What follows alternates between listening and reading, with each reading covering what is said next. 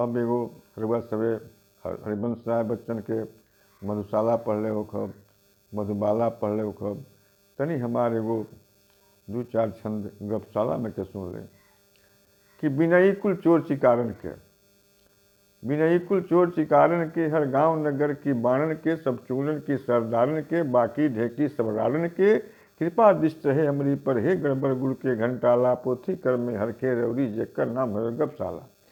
सुबह के बैठल सांझ हो जाला, ना तो वही बात तो डाला, कौन समस्या हो जमुना के समाधान के रूप जुहाला, तोहरी मेड़ के जगह यह जमींदार के जीर्ण गोशाला, जुगजू जिया गप्पी भाई बन रहे तोहरे गपशाला। होला का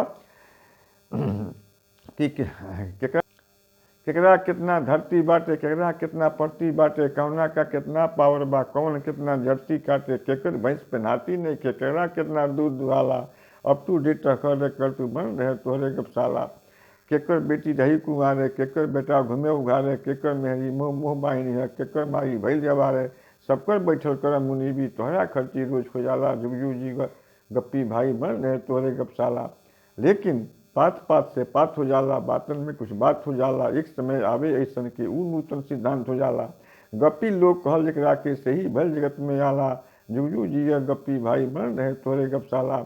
गिरल फल ऊपर से नीचे, उड़ना कथई अटकल बीचे, न्यूटन के सिद्धांत मल जब बल से अपना धरती खींचे, हंस के लोग रिगा के कहल कि ना इतना मनई बौलाला, जुगजू जी गप्पी भाई बन रहे तोहरे गपशाला। बस।